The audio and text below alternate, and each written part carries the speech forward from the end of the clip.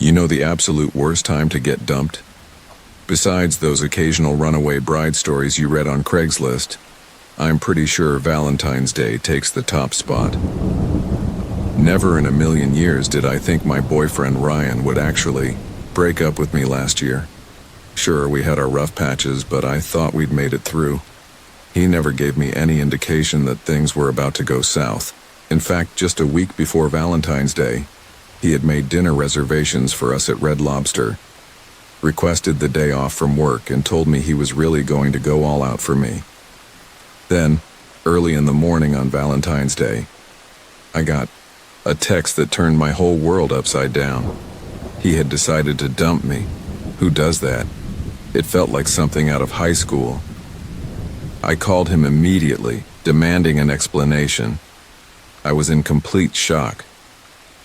"Mia, I'm sorry. I should have told you sooner," he said. Then came a long list of reasons why he was suddenly springing this on me, but most of it sounded like complete nonsense. I knew Ryan. He rambled like this whenever he was trying to cover up the truth. The more he talked, the angrier I got. "Just tell me you didn't cheat on me.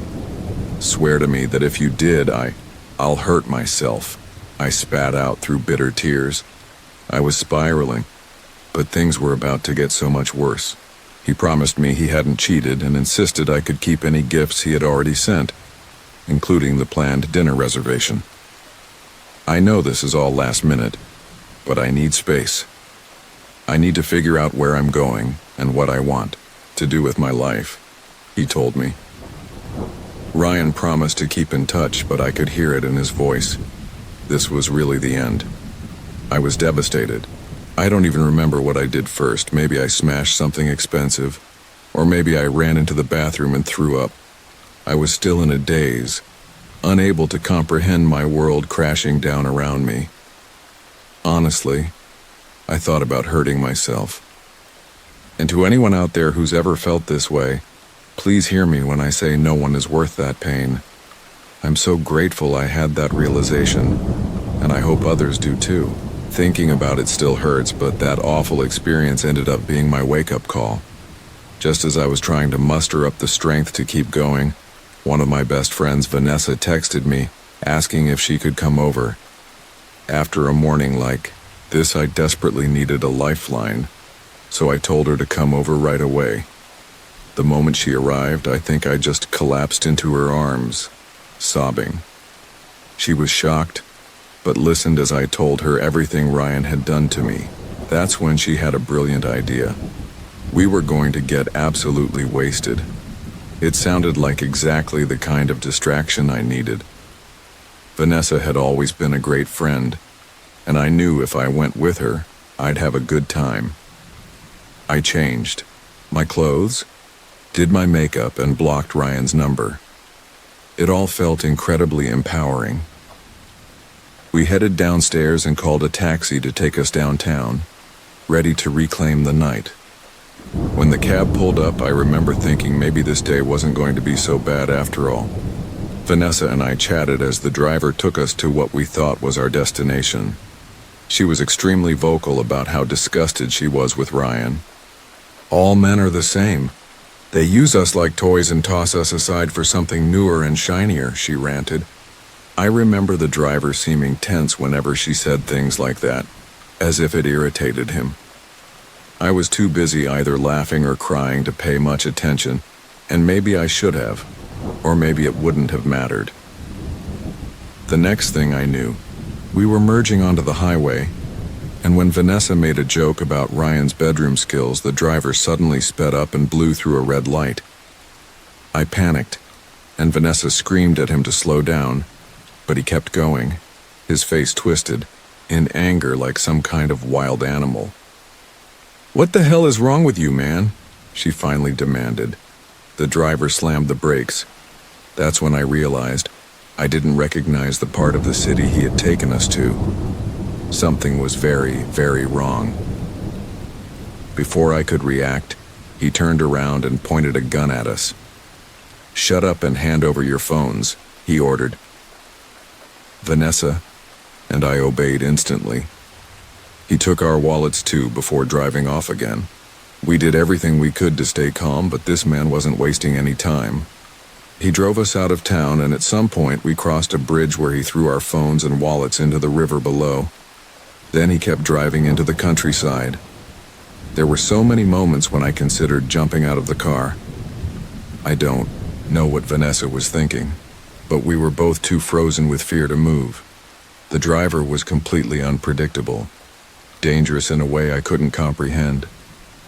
I think it was around 5 o'clock when the taxi finally stopped in front of what looked like a rental cabin. "Stay here," the driver ordered before stepping out and heading to the trunk. I had no idea where we were, but I used those few precious seconds to tell Vanessa we had to run. "If we work together, we can take him," I whispered. When he opened the door, I kicked him straight in the stomach and screamed for Vanessa to help. She was right behind me, and we fought with everything we had. The struggle lasted maybe 2 minutes before he dropped the gun, and Vanessa lunged for it. The second she had it, she aimed at him and demanded he let me go. He looked like he was weighing his options, but surprisingly, he complied. "Throw the keys to the ground," Vanessa ordered. He hesitated, but eventually he did. I picked them up while she kept the gun trained on him. "We need to leave." "Now," she said. The two of us backed toward the taxi. The moment Vanessa got inside, the guy lunged at us again. I swung the keys at his face, knocking him off balance, then jumped in the driver's seat and floored it. Vanessa tossed the gun out the window. I didn't want to believe the nightmare was over until we were far away. When I glanced in the rearview mirror, I saw him stumbling after us in vain.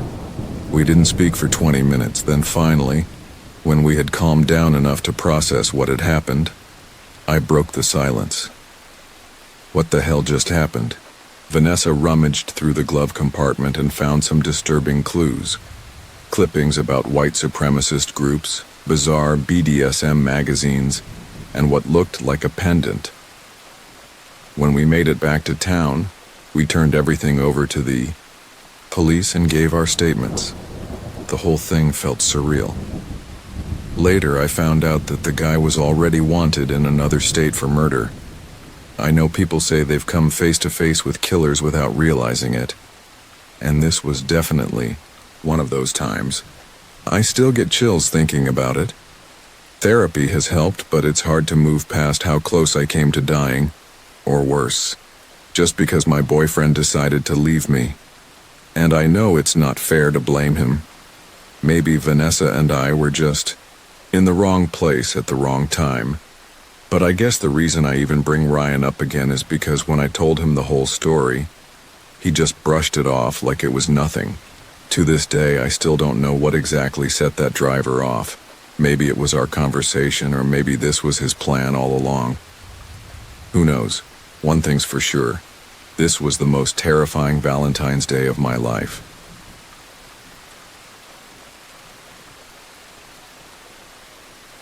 This is the story of a waking nightmare that began for me about 2 weeks ago.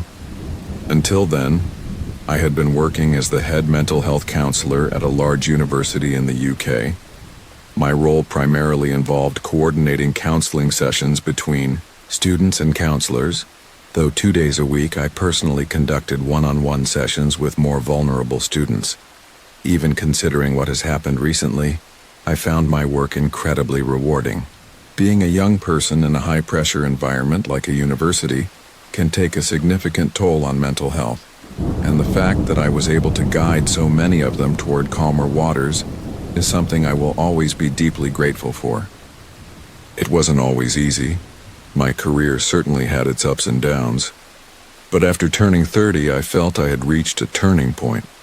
This was evident in my rapid promotion from junior counselor to senior counselor, and then to team leader within just 18 months. I felt like I was running an efficient, thoughtful, and professional operation. But starting about 3 weeks ago, my entire life began to crumble around me in a truly devastating way. As I mentioned, I can't use real names, so I'll refer to the student in question as Mia. Mia was a first-year student who contacted our team in early February, saying she was struggling to cope after a breakup back home. I'm sure you can imagine how many students like her we see every year, mostly first-year girls like Mia. Generally, a bit of empathy and gentle advice go a long way in helping these young women navigate their emotions. While we try to avoid cliches like "there are plenty of fish in the sea," counseling for such issues tends to be relatively straightforward and concise. Little did I know that Mia's case would prove to be far more complicated and dangerous. When one of my junior team members came to me with concerns about Mia, I was happy to step in and assist. After all, it was part of my job description to support my team when they encountered difficult cases. I saw this as an opportunity to build trust, demonstrate leadership, and lighten their workload. But this decision turned out to be one of the biggest mistakes of my life. My first session with Mia went fairly well. We talked about her relationship, what it had meant to her, and why it was so hard to move on. I could see why my colleague had struggled with her. Mia was intensely emotional and deeply resistant to introspection. My initial suspicion was that she might be suffering from generalized anxiety disorder, but before suggesting any formal psychiatric evaluation, which often leads to medication, I thought it best to have a couple more sessions to see if we could resolve things in a healthy, non-prescriptive way. This, too, was a grave mistake. By the end of the second session, I had identified some key issues I believed Mia needed to address. First, she seemed to absolve herself of any personal responsibility, whether in her failed relationship or her family life. In short, every problem in her life was someone else's fault, even if she had to grasp at abstract reasons to assign blame. Second, she refused to even entertain the idea that she could identify solutions within herself. Often the answers are much simpler than we think. We don't always need self-help books or podcasts if we're brutally honest with ourselves. This doesn't necessarily mean the person is at fault. For example, it could be that they have a toxic person in their life they refuse to let go of. All it takes is self-awareness to identify that person's habits or behaviors and the courage to address them. But Mia seemed incapable of such introspection, and I knew I had to address this with her quickly if we were to make progress. So, for our third session, which happened to fall the day after Valentine's Day, I gently brought up my observations. Now, as you might imagine, it's not as simple as telling someone they're the problem. The idea of counseling is to guide, not to judge or dictate solutions. The trick is to help the person reach healthy conclusions on their own. Much like parenting, you have to learn to be good voluntarily, not by force. My usual approach to such issues is to ask questions like, "Do you think you could do X?" or "Could you see yourself doing Y?" Polite, simple questions that provoke spontaneous thought and self-reflection. But when I suggested to Mia that some of her problems might be self-created, and that her inability to find healthy coping mechanisms was hindering progress, she did not take it well. In fact, she found my polite suggestions not only unhelpful, but deeply offensive. Given that it was so close to Valentine's Day, her feelings of loss were heightened, but I was still shocked when Mia burst into tears, declaring that her sessions with the university counseling team were counterproductive and a complete waste of time. Then, to my growing alarm, she seemed to spiral into a negative loop right before my eyes. I tried my best to reassure her, suggesting breathing techniques, but nothing worked. Suddenly, a mild horror ran down my spine as she uttered suicidal thoughts. Though shocked to hear such terms spoken so casually, I believed I was fairly adept at handling self-harm threats. Surprisingly, after a few minutes of careful crisis management, Mia calmed down, her breathing under control. She asked if she could use the office restroom, and I directed her to the small bathroom in the common area. telling her she could return to my office whenever she was ready to continue the session. As I waited, 5 minutes passed, then 10, and by the 15th minute, I thought she might have left the counseling office altogether, having abandoned the session. But just as I stepped out, Rachel, the counseling office secretary, also not her real name, looked at me with confusion. She hasn't left the restroom. What's she doing? Rachel asked. When I inquired further, Rachel simply shook her head. At that moment, the fear I had felt earlier exploded into full-blown terror. I began banging on the door, shouting Mia's name and warning her that if she didn't open it, I would call the fire department, medical personnel, and anyone else who could stop her from harming herself. I shook the door handle, then started pounding on the door, but there was no response from the other side. I realized that if I wanted to save this girl's life, I would have to break the door down myself. At 5 feet 8 and 9.5 stone, I wasn't sure I could do it, but I threw myself against the solid oak door repeatedly. It didn't budge.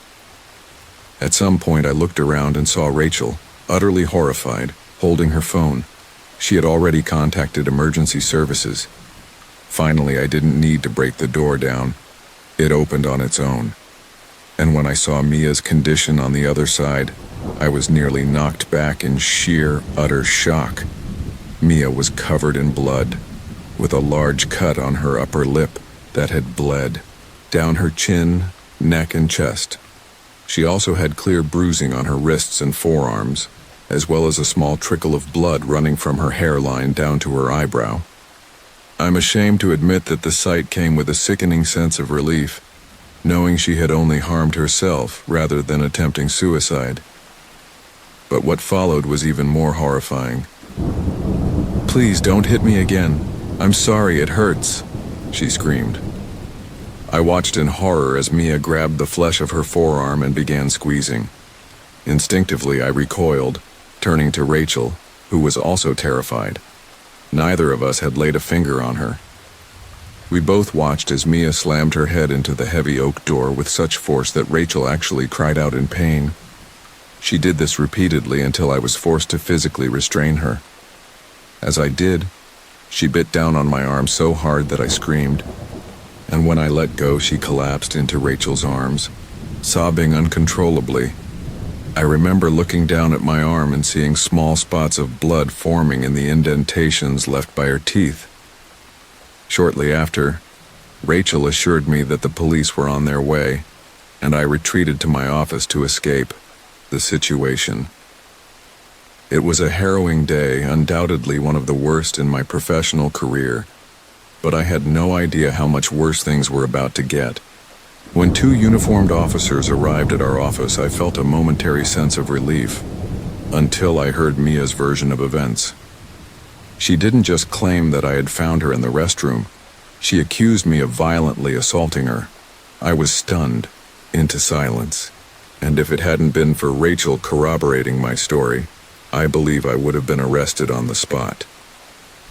One of the officers gave me a hard look as they questioned me about the bite mark on my arm. As I mentioned earlier, if it hadn't been for Rachel clarifying what had happened, I would have been in serious trouble much sooner. The office restroom didn't have cameras, and for obvious reasons, the reception area cameras didn't cover that space. This became a significant issue later, but at the time, Rachel's account was all I thought I needed. It was Monday, February 15th, the day after Valentine's Day. On Tuesday, I went to the Central City Police Station to give my version of events. The officer I spoke to seemed to side with me, understanding that Mia was a deeply troubled young woman. For a while, I thought that would be the end of it. On Wednesday, I received a call informing me that no further criminal investigation would take place in the near future, and that the investigating officers understood what had really happened. I was also asked if I wanted to press charges against Mia for biting me. While I declined out of sympathy, I was told the university would likely expel her for making false allegations, not to mention damaging university property. That decision was entirely out of my hands, and while it wasn't how I would have handled things, I appreciated their stance. I believed that was what pushed Mia to act and prompted her to do what she did next. Her next move was public. The first I heard of it was when a colleague called me around 1 a.m. on Friday and asked if I had a Twitter account. I didn't, and still don't. But that didn't mean I couldn't see the relevant tweets. The hashtags included the rest and my name alongside them. There were hundreds, if not thousands, of tweets, many from students at our university, but also from strangers who had jumped on the bandwagon of online outrage. It was deeply unsettling, and I'd be lying if I said it didn't affect my sleep that night. But I didn't fully grasp the implications of such a misinformation campaign until the following week. By then, a small protest had formed outside the counseling offices with a significant amount of anger directed at me. I tried to avoid the area, but the university management sent me home early, promising paid leave until the situation calmed down. That was the first nail in my coffin. To those in the know, it was standard procedure, a way to protect a valued faculty member. But to the Twitter mob, it was the surest sign of guilt yet. I wasn't on paid leave to manage my stress. I was suspended pending arrest and a guilty verdict. The tipping point came when Mia directed the mob's attention toward Rachel, the secretary whose testimony had kept me from being arrested. I had stayed in touch with her, and while she initially promised to stand by me, I knew they had gotten to her when she stopped answering my calls and messages. I don't know exactly how they threatened her, or if the mob found something to hold over her, but from what I heard, she voluntarily went to the police to change her official statement. The case was reopened, and I was formally arrested for assault. Honestly, I can't even bring myself to type out the charges in full.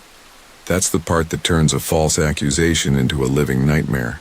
I simply don't have the capacity for that kind of evil, and I can't comprehend the mindset of someone who does. But one by one, my colleagues, friends, and even close family members began to change their opinions of me as the allegations piled up. Not just from Mia, but from other students and even a few local women I had never met. When I tried to reach out to Rachel, begging her to tell the truth about what had happened that day, I was warned that further contact would constitute witness intimidation. That's where I am now. Nearly a year has passed, and I still don't know if this case will ever go to trial. My lawyer thinks that once the mob energy dies down and Rachel is ready to tell the truth, I'll be able to put this horrific chapter behind me. I hope that one day the truth will come out, but honestly, I don't know if that day will ever come. There's a complete lack of DNA evidence, and the case is as baseless as it gets, but I still have my doubts. The way people have completely disregarded evidence and due process is one of the most terrifying and saddening aspects of this experience. I know deep down that even if you read this messy story to your followers, some of them will still decide I'm lying. They'll decide that Mia's story is weak and incoherent precisely because it's the truth. And to me, that's far scarier than any ghost, monster, or magic. I recently watched a video about scary plot-driven locations, and most of it helped me forget this whole ordeal. But one story brought me back to reality. The episode about the Salem witch trials. Hundreds of years later, the mob is still hunting witches. They still want to see them burned, just like the mob wants to see me burned. I studied at a university in London for about 3 years, and this incident happened during my final semester in early 2018. The area where I lived wasn't the best, to say the least. There were daily issues with men catcalling, whistling, and taking photos of female students walking home after a night out on weekends. This wasn't even the first time I had been followed. It was just the worst experience I had, and I often told my classmates about it. One day I mentioned a stream I had passed by, and when they asked where it was, I told them the area. They immediately responded, "Yeah, that's why we don't go there." I should also mention that I suffer from severe anxiety, and that day, I almost didn't go to university because I had a really bad feeling. But if I listened to every bad feeling I had, I'd probably never leave the house. So I shrugged it off and forced myself to go to class anyway. Sometimes my anxiety gets so bad that it's hard to tell whether I'm feeling genuinely uneasy or if my brain is just going into fight or flight mode for no reason. Knowing the issues in the area, I deliberately dressed as plainly as possible to avoid drawing attention from potential stalkers. My usual style is quite alternative, lots of black, tattoos, and heavy makeup, which tends to attract attention. But that day I wore tight jeans, a baggy sweatshirt, and almost no makeup. I thought that would be enough to make people ignore me and let me go about my day. I was wrong. Around that time, an email had been sent to all residents of my building. It warned us about a man who had recently attempted to attack several girls from both our building and another student dorm about 10 minutes away. The email included a description of the man. Less than 5 minutes after I left my apartment, a guy started following me. At first, I didn't think much of it because strangers approaching you in London is fairly common, usually trying to sell you something or scam you out of money. So when I heard him calling after me, I ignored him, thinking that would be enough to discourage him. But he started following me down the street and even crossed the road with me. That's when I knew something was off. My heart was racing, but I'm a big fan of true crime, and I like to think I know the basics of staying safe, especially not falling into the trap of being polite even when someone makes you uncomfortable. As soon as I crossed the road, I walked into a series of small shops. They weren't tiny, but they were the kind of places where local workers would pop in to grab lunch. I hoped the presence of security cameras and staff would deter him. It didn't. I went down the first aisle, pulled out my phone, and texted my dad to call me immediately. He lives in another part of the country, so he couldn't do much, but I thought even seeing me on the phone might discourage the stalker. Or maybe I could say something like, "He'll be here in 5 minutes." Worst case, if something happened, at least I'd have witnesses and my dad would know what was going on. My dad called right away. We have a code for situations like this, so I could talk to him without being too obvious. But I was too scared to care about being subtle. The stalker was now standing a few feet away from the aisle, pretending to look at items but mostly staring at me. He was wearing a hood that covered most of his face, which made me even more uncomfortable. It was like he was also aware of the security cameras. He matched some parts of the description from the email, but it was hard to tell because of the hood and the thick sunglasses he was wearing, something not mentioned in the description. The glasses were the most noticeable thing about him to me. I wasn't entirely sure if it was the same guy. When he realized I was on the phone, he disappeared from the aisle, but I stayed put, shaking and pretending to be fascinated by a bottle of Pepsi in my hand. My dad was trying to calm me down, asking questions and giving me advice on what to do. Less than a minute later, the guy suddenly reappeared holding a box of donuts. I turned to him and shouted, doing my best to make it clear I had no patience for him. He asked if he could borrow $20 to buy the donuts. I looked at him with disgust and replied impatiently, trying to make my 5'3" frame seem at least somewhat intimidating. He acted hurt and offended, saying, "Oh, sorry, I didn't mean to bother you," before putting the donuts down and walking away toward the exit. I didn't believe him. I stayed in the aisle a bit longer, telling my dad what had just happened, then moved to the next aisle, slowly scanning the entire store for any sign of him. I was in the third aisle when he appeared again, slowly walking toward me. There was only one other person in that aisle, a store employee stocking shelves. I gathered my courage to approach the worker and explain the situation, but before I could, the stalker tried to talk to me again.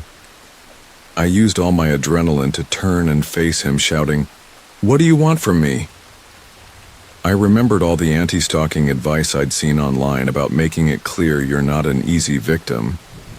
He seemed surprised by this and mumbled something, like I was just wondering if, but I couldn't hear him clearly over the sound of my pounding heart.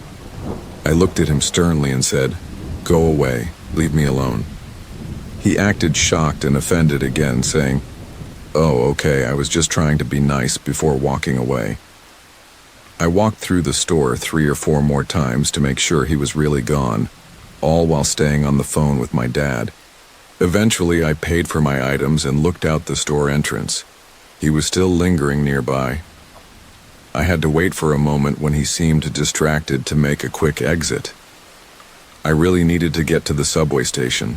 By this point, I was completely shaken. The only reason I didn't go straight home was that I was terrified he'd follow me to my apartment building. The entrance to my building was in what I can only describe as an alley. A clean one, but still an alley.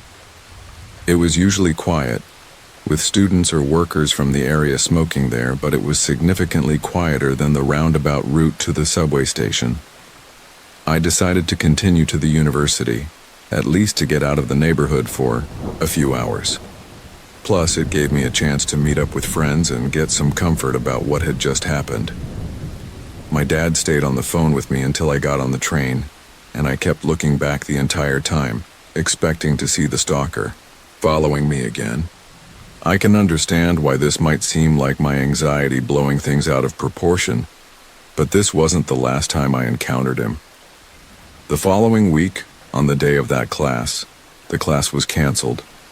So I spent the day in my apartment, being a generally antisocial hermit.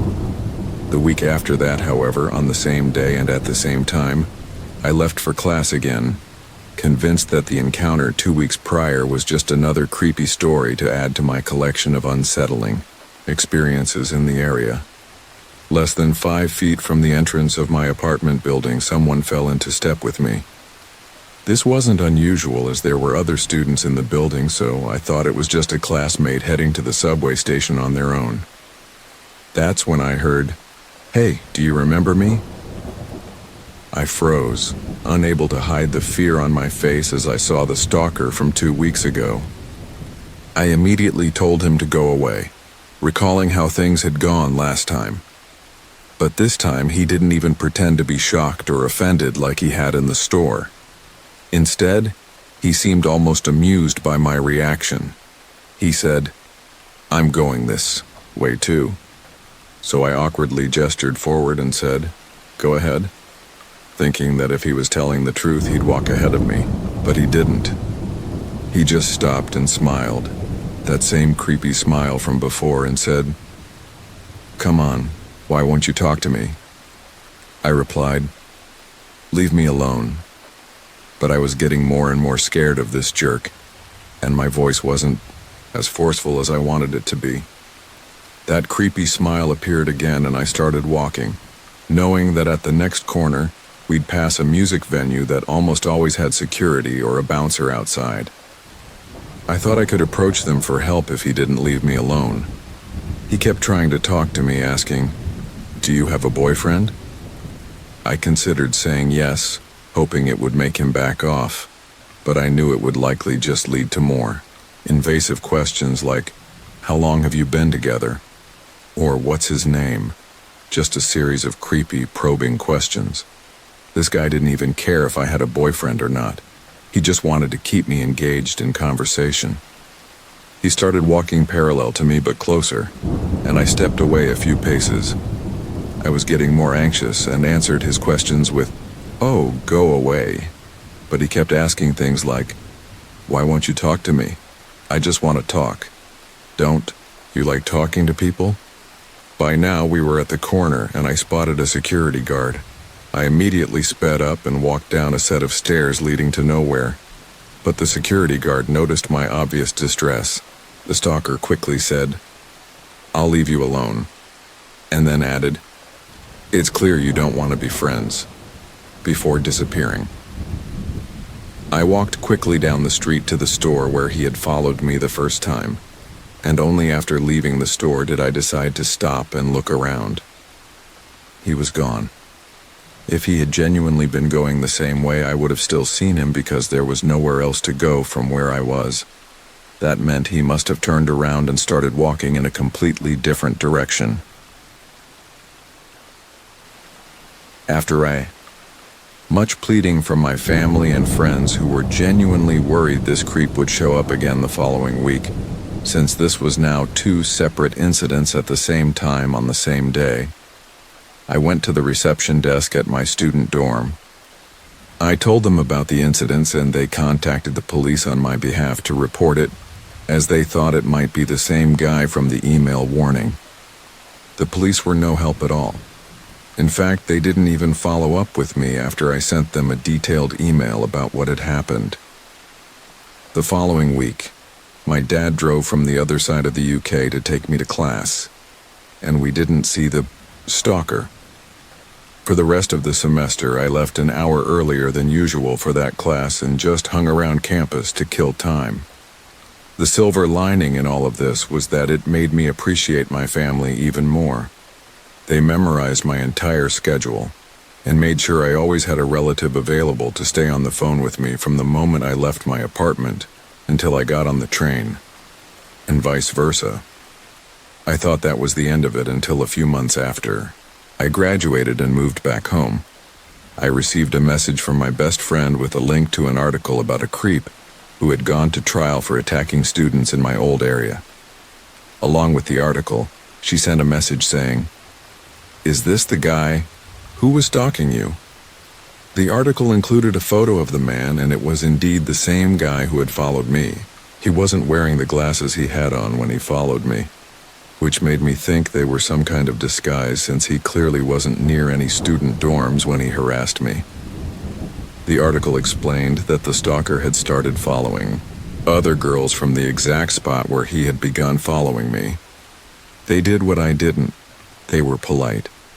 Of course, I don't blame them for that.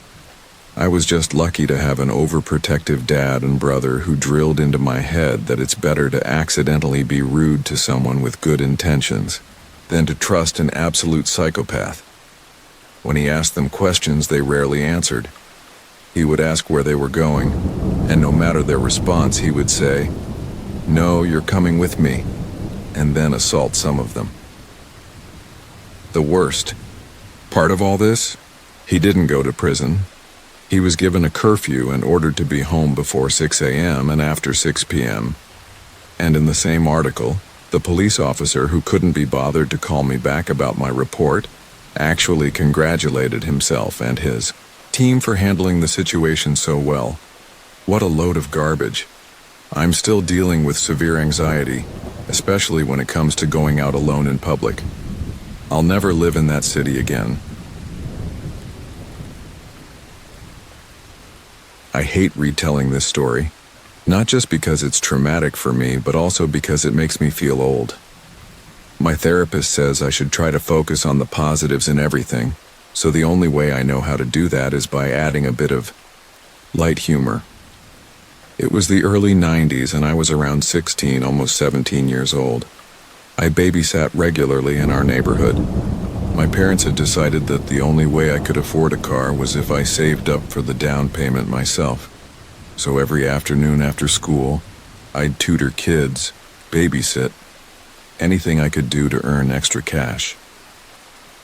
There was one couple, the Petersons, who always paid well, and on Valentine's Day they had a special request. They wanted me to watch both their 6-year-old and their 10-year-old so they could have a romantic evening out. "We'll be back before 8, they said, handing me about $50 to order pizza, rent movies, and entertain the kids. Asked both kids what they wanted to do, and they unanimously agreed on going to the local video rental store. I knew the Blockbuster wasn't far, but I insisted on getting permission from their mom first, as this was the era before everyone had cell phones. I had to look up their number in an actual phone book and call the restaurant where they were dining. The boys were so eager for a yes that they practically vibrated with excitement while I waited for their mother to pick up. It took about 15 minutes to finally reach her. She sounded a little confused that I had called just to ask about going to the video store, but eventually said, "Yes, that's fine. Just don't spend all their money, and nothing rated R." When I told the boys, they cheered, grabbed their coats, and we left the house just before dark. We reached the store in less than 10 minutes. Unsurprisingly, the place was mostly empty aside from the cashier and maybe one or two other customers. "Pick whatever you want," I told them while grabbing some candy and popcorn. The older boy returned first, holding a VHS of a Disney sequel. I told him it was fine and then asked where his little brother was. He seemed surprised that I hadn't seen him. Both of us walked down the aisle searching. For a split second, panic set in. Had he decided to play some terrible prank and run off? But then I spotted him standing at the end of an aisle, talking to a tall man in a long coat. The moment I saw the guy, I got a bad feeling. I grabbed the little boy's hand. "Sorry, I hope he's not bothering you," I said nervously. The man smelled strange, like he hadn't bathed in a while. There was something unsettling and wild in his eyes. He gave me an odd look and muttered, "He's a troublemaker." I had no idea why, but something deep in my gut screamed at me to get away. I yanked the little boy toward the register, scolding him as we walked. "What were you talking to him about?" I asked. "I just told him we were renting movies and that we were home alone," the little boy said innocently. I can't explain why, but alarm bells didn't immediately go off in my head. I guess I was too focused on paying for the movies and getting them out of there. As we walked home, though, it hit me. "Did that man ask if you were alone?" I asked, my heart beating faster. "Yeah, he was really nice. He asked lots of questions about me," the younger boy said. I quickened my pace, urging the boys to walk faster. I was now sure we were being followed. Every time I glanced back, I never quite saw him, but I felt his presence, like he was just out of sight. It was as if he was a master at staying hidden. The moment we got inside the house, I slammed the door shut and locked it. I scolded the boys for talking to strangers. "That man could have hurt you," I snapped. I remember thinking I should punish them by making them go to bed early, but I had no idea just how right I was about the danger we had been in. I peeked through the window to calm myself, but my stomach dropped when I saw a shadow moving near the bushes. My heart pounded. I yanked the curtain shut and turned off the lights. A few seconds later, I heard a knock at the door. My breath caught. I peered through the peephole, expecting to see the man, but there was no one there. Then suddenly there was a tapping sound at the window. It was sharp, like something hard, a stick maybe. My stomach twisted. "He's just trying to scare us," I whispered, but if that was his goal, he had already succeeded. "Turn off the TV. We're going to the bedroom," I ordered. The boys, now terrified, followed me upstairs. I remembered the Petersons had a landline in their master bedroom, so I led them there, doing my best to keep them quiet. The younger one was crying softly, and I hushed him as we moved. When I reached the phone, my heart sank. The line was dead. Real panic set in. It was only 6:30 p.m., which meant their parents wouldn't be home for at least another 45 minutes. And now, with the phone disconnected, I was sure this man was going to try to break in. I ordered the older boy to help me barricade the bedroom door with furniture. Thank God we did, because 20 minutes later I heard glass shattering downstairs. He was inside. Then came the worst part. He started whistling. The sound was sharp and eerie, like someone calling for a dog. "Here, boy. Come here, boy," he murmured between whistles. I swore I had never been more terrified in my life. I clamped my hand over the younger boy's mouth to keep him from sobbing too loudly. We heard his footsteps on the stairs. He was coming. He stopped outside the bedroom door. I saw his shadow under the crack. He jostled the furniture. He shook it hard. And then, silence. I thought maybe he had given up. Then, bam! He threw his body against the door. The boys and I clung to each other as he did it again and again, until finally he managed to squeeze through the furniture wedged against it. All I could see were his boots, muddy leather ones. He stepped into the room and sat on the bed. He started whistling again. Then he dropped something onto the floor, a metal chain. I don't know if he knew where we were hiding, but he circled the room, opening the closet first. Then, we heard the garage door open. He bolted. Seconds later, Mr. Peterson's voice rang through the house, yelling in alarm. Mrs. Peterson ran into the bedroom, frantically searching for her children. I crawled out first and helped the younger one out. She grabbed him, clutching him tightly. Downstairs, Mr. Peterson was trying to reconnect the phone line to call the police, but I didn't think it would matter. That man was long gone. Mr. Peterson told me I was brave and paid me extra for keeping his kids safe. My parents said I had acted quickly and smartly, but I didn't feel proud. I couldn't sleep for weeks. Every whistle, every dog bark sent me into a panic. To this day, I still think about what could have happened if the Petersons hadn't come home early. Would he have hurt us? Killed us? The police never caught him. But I do know one thing. I never babysat for the wealthy again.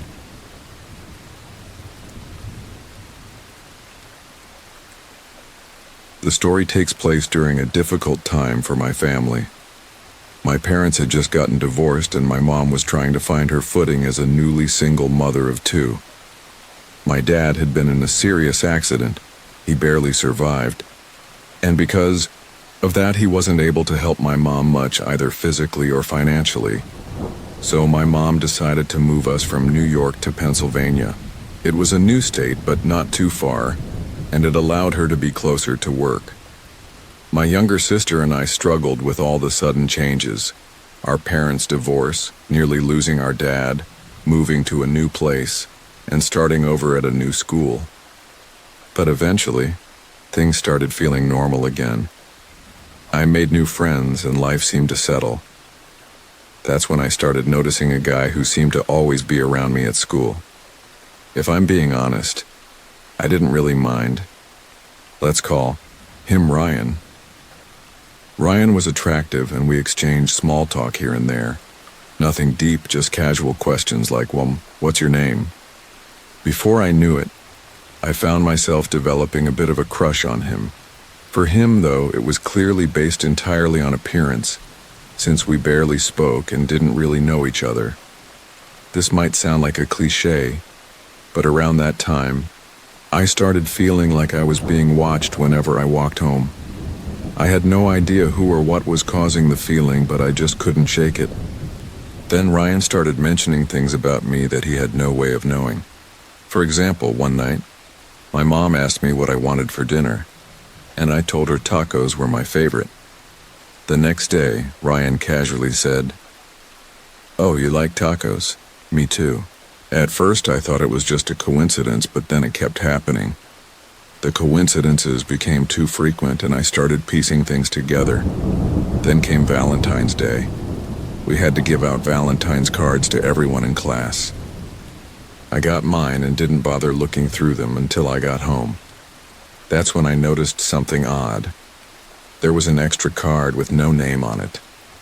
Inside was a super sappy love poem, ending with, "I love you, and I'm watching." I immediately panicked. It was terrifying knowing that someone had written that and was actually watching me, but at the same time it was proof that I wasn't just being paranoid. I wasn't imagining things. I compared the writing in the anonymous card to the one I got from Ryan. The handwriting didn't match. But if it were me leaving a creepy message like that, I'd be smart enough to change my handwriting too. I had no proof, but deep down I knew it was him. That's when I came up with a plan. If Ryan was truly watching me, then he would know who I liked. I had talked to my sister before about finding him cute, so I decided to test him. A few days later, I had another conversation with my sister. This time I casually mentioned liking a completely different guy. I made sure to pick someone I had never spoken to before, so there was no way Ryan could think I actually liked him. Sure enough, my plan worked. A few days later, Ryan sat down next to me in art class. We worked in silence for a bit before he suddenly turned to me and said, "I know you don't like me. You like Noah." My heart dropped. I had never even spoken to Noah. In that moment, I felt both terrified and relieved. Terrified because I had just confirmed Ryan had been stalking me, and relieved because I finally knew for sure. The story has a pretty anticlimactic ending. Shortly after that, my family moved back to New York. Thankfully, I stayed in touch with a few friends from that school. A few weeks ago, I met up with one of them, and she brought up Ryan. Apparently, he had been arrested. He had assaulted his girlfriend, badly enough that she had to be hospitalized, and there was an ongoing investigation against him. He was even facing charges of sexual assault. All I could think was, thank God I got out when I did. Who knows what his intentions were with me? Moral of the story: creeps don't always look like creeps. Even the most attractive ones can be completely unhinged.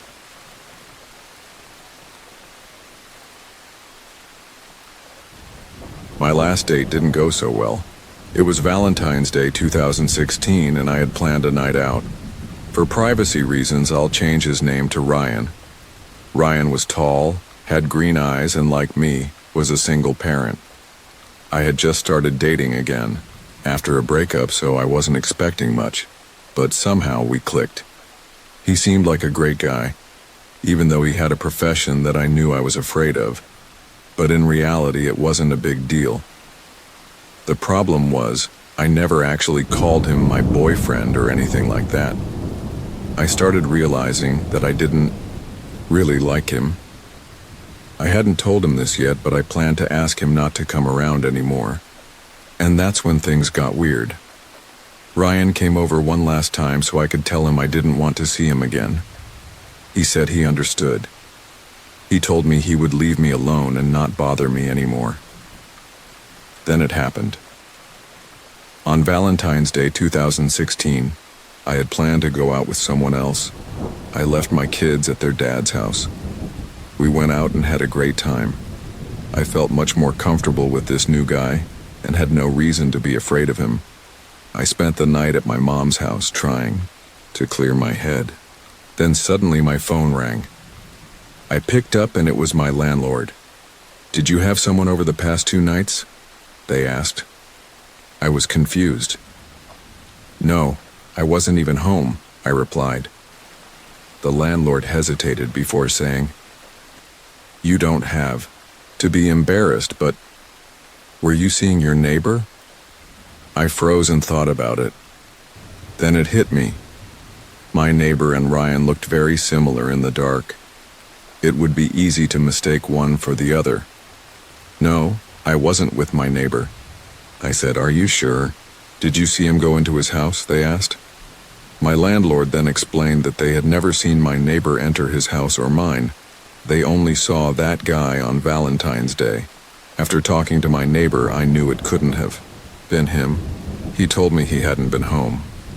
Plus, I didn't think he'd do something like that. He and his wife had even given my daughter some of their daughter's old clothes. So that meant it had to be Ryan. What if I had been home on those nights? Here's a piece of advice for anyone thinking about walking away from someone. Do it. Whatever is telling you to leave is probably right. To this day, I don't know what he was planning. But Ryan, let's never see each other again.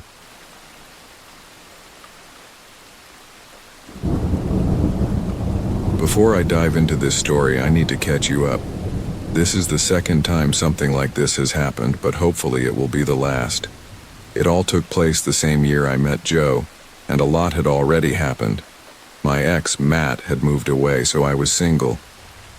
It was Valentine's season, the time when everyone starts getting all romantic, but I never cared much for that. Mostly because I always seemed to get sick on Valentine's Day. There was this girl, let's call her Lena, out of respect for her. She was sweet and we were pretty good friends. We hung out and shared a few classes together. At some point she had told me she was gay and I respected that. Honestly, I was proud to be her friend. "What are you doing for Valentine's Day?" she asked me one day. Jessica, who had overheard, chimed in. "Probably just lying in bed sick all day and watching anime." Everyone around us laughed, including me, but not Lena.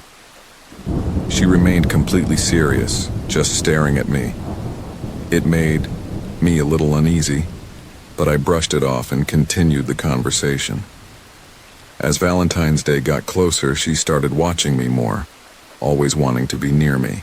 It was about 4 or 5 days before Valentine's Day when I received a message from her at midnight. "Are you still awake?" Coincidentally, I was. "Yeah, what's up?" "Oh, I just wanted to make sure you're okay." "I'm fine. It's midnight, Lena. What do you need?" "I love you." The last thing I remember is seeing the word moon. Then I fell asleep, exhausted from waiting for a response that never came. The next day when I saw Lena, she ran straight at me, shoved me against the wall and screamed, "Why didn't you respond?" Jessica had to pull her off me. I was in shock, completely frozen, as Lena turned on Jessica, yelling that I was hers and no one else could touch me. After that, I went home early. Later that day, I received a message from Lena apologizing for everything. I told her it was okay and I forgave her. But over time, we stopped talking. Our friendship faded into a distant memory. One day, while on my way to church, I looked up from my phone and saw a poster, a missing persons poster. When I saw Lena's face on it, my heart sank. I had a friend, we'll call her Rachel, who still went to the same school as Lena. I asked her what had happened. Apparently, after I left, Lena became more distant, and before long she disappeared. Some people whispered that she had taken her own life, while others believed she had simply run away. After everything that happened, I couldn't shake the feeling that in some way I was responsible.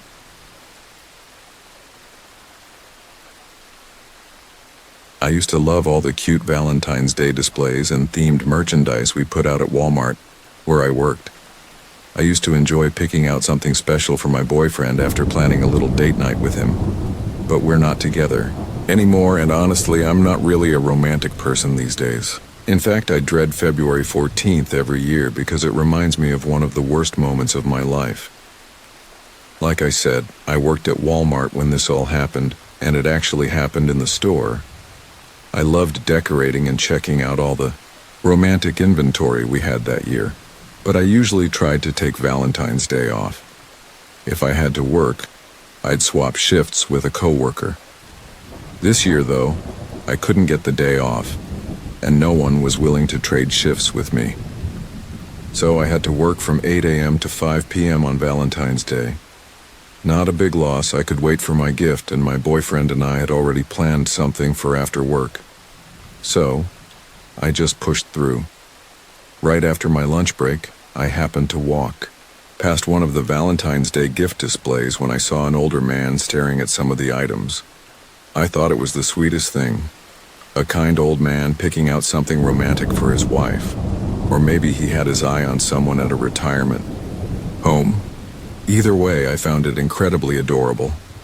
So I approached him and asked who the lucky lady was. He looked startled for a moment. It was actually kind of cute, and had to compose himself before answering. He told me there wasn't anyone special in his life, that he was just an old romantic at heart, and seeing all these Valentine's Day displays made him long for the loves he had lost. I remember him saying that. Then I asked if he had his eye on someone new, and he started talking in a way that confused me. At first I thought I had misheard or lost the context, But after a minute of his rambling, I realized he wasn't really making sense. His thoughts were scattered, like a stream of consciousness spilling out with no direction. That's when it hit me. He wasn't really there anymore. And that's also when I noticed he wasn't as old as I had initially thought. I mean, his hair was completely gray and he wore an old man's sweater. But he was lively when he spoke, quick, energetic. If I had to guess, he was probably in his mid-50s. But something about him felt off. That was when I started thinking that maybe starting this conversation hadn't been the best idea. I wished him luck with his lucky lady and slowly started to move away. But he stopped me. Not with words, but physically. At first, he didn't grab me or anything. His fingers just lightly curled around my wrist, but it was enough to make me tense up. Then in a voice that was both disturbingly childlike and unsettlingly sinister at the same time, he asked me if I would be his Valentine. I couldn't believe it. At first I thought he was joking because no sane person would seriously ask someone that way, at least not like that. So I just gave an awkward laugh, apologized, and told him I was already seeing someone. As I spoke, I tried to pull my wrist away, but he tightened his grip. His whole hand closed around my wrist, squeezing it hard. I just stood there for a moment. In nearly 2 years of working at Walmart, I had never had a problem with a customer. Maybe it was because I was small and blonde, or maybe I had just been lucky. But the way this situation escalated so quickly, from 0 to 100, left me completely unprepared.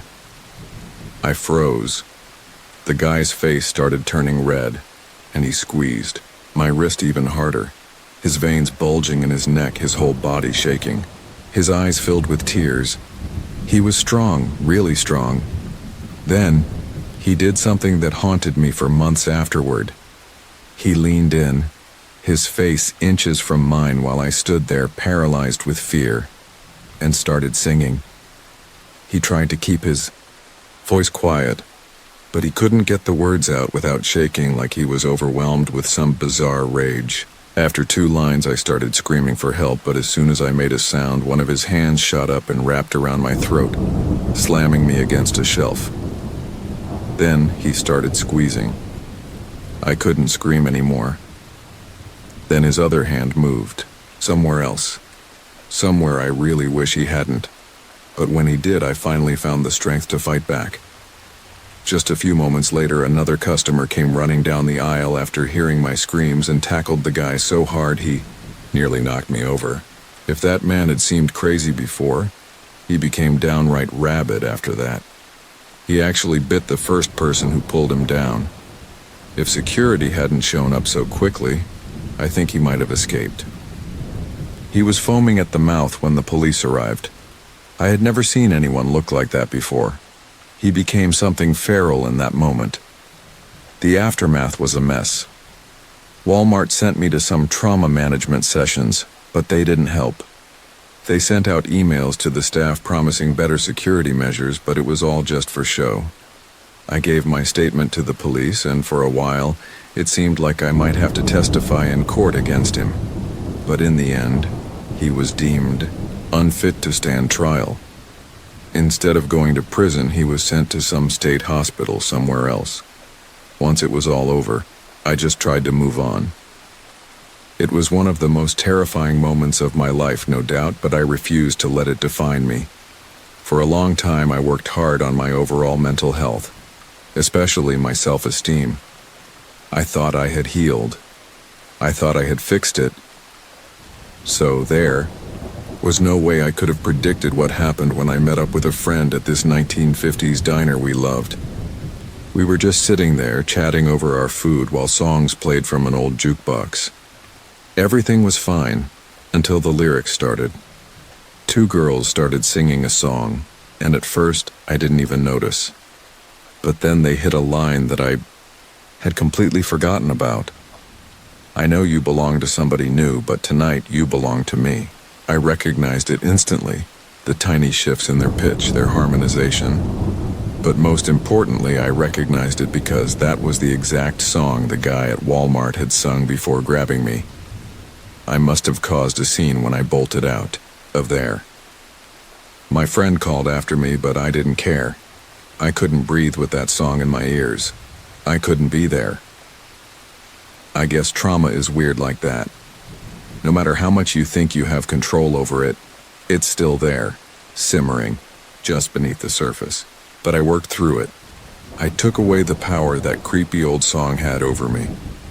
It took a while, but I did it. Like I said, I won't let what happened define me. I will wear my scars with pride. But Valentine's Day is definitely ruined for me forever.